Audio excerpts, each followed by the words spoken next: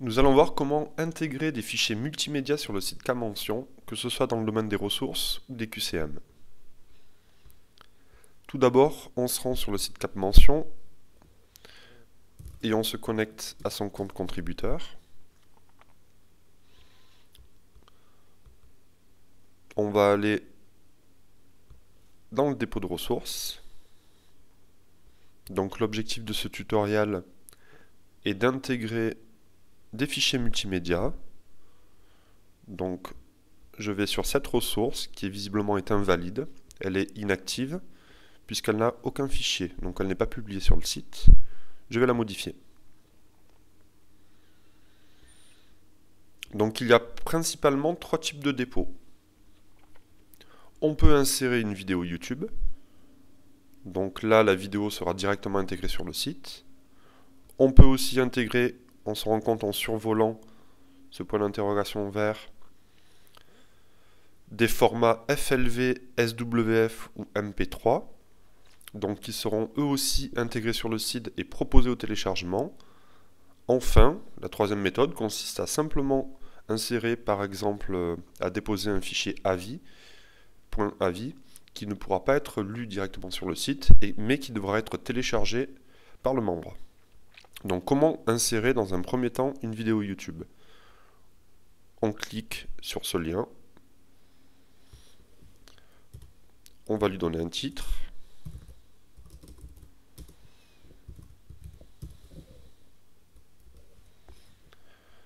je vais proposer un énoncé. Donc maintenant je vais me rendre sur la page YouTube.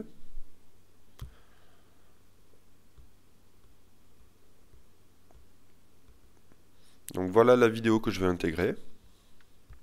Je vais donc cliquer sur le bouton intégrer et copier le code qui apparaît.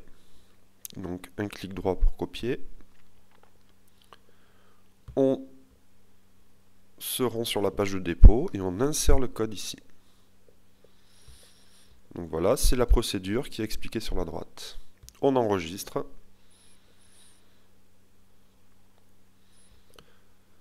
Donc la vidéo YouTube est insérée. Je me suis rendu compte que j'ai fait une petite faute, donc je vais corriger.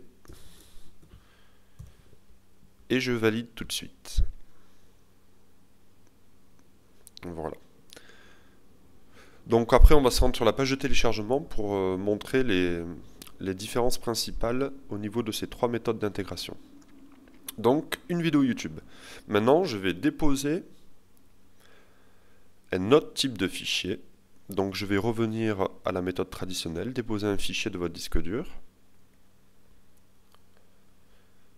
Donc comment intégrer sur le site un fichier multimédia? Je survole et je vais intégrer, donc on voit qu'il y a trois formats de prédilection, FLV, SWF ou MP3.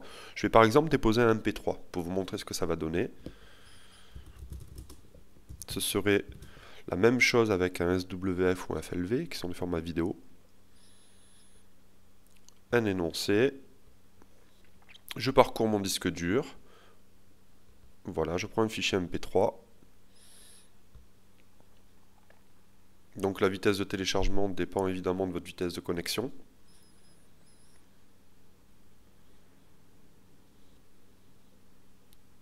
Donc au passage, en bas page, on a la liste des fichiers qu'on a déjà inclus à la ressource. Donc voilà, le dépôt s'est correctement passé. Il apparaît dans la zone des fichiers inclus. Maintenant, on va déposer un troisième type de fichier, un fichier AVI, qui n'est pas pris en charge par le site, dans le sens où on ne pourra pas le lire directement sur le site. Mais l'utilisateur peut tout de même le télécharger pour le lire chez lui.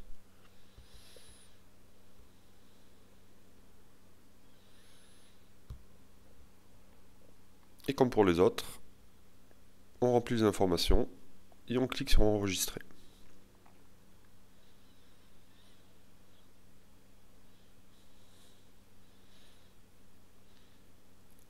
Voilà, on a donc trois fichiers qu'on peut consulter déjà ici dans notre espace d'administration. Donc on a trois fichiers dans cette ressource 117. Maintenant, on va se rendre sur la page de téléchargement pour voir à quoi va ressembler la page de téléchargement pour l'élève ou pour les autres membres. Donc, ressources 117 pour y accéder rapidement. Je vais dans cette zone. Et on accède à la page. Donc voilà la grosse différence.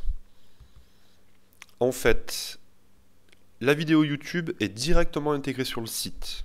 Évidemment, le membre ne peut pas la télécharger, puisqu'on ne peut pas télécharger une vidéo YouTube. Le fichier MP3 ou un fichier FLV ou SWF, non seulement on peut la visualiser directement sur le site en cliquant sur visualiser. Donc on voit que tout se passe correctement. Mais aussi on peut télécharger le fichier soit à partir de ce lien, soit à partir de ce lien. Alors que les autres formats, par exemple un fichier AVI, donc on ne peut pas le visualiser directement sur le site. C'est un problème de compatibilité par rapport aux différents navigateurs, que ce soit Internet Explorer, Firefox ou d'autres. Ça dépend tellement de la configuration, donc on le propose juste au téléchargement, en cliquant sur le bouton télécharger. On peut télécharger ce fichier comme n'importe quel autre fichier. Donc visiblement, on ne va pas cliquer dessus, mais plutôt faire clic droit, enregistrer la cible du lien sous.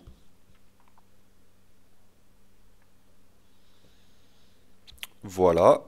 Et cette fois-ci, donc comme on le voit ici, on peut enregistrer le fichier AVI sur notre disque dur, puis après le visualiser.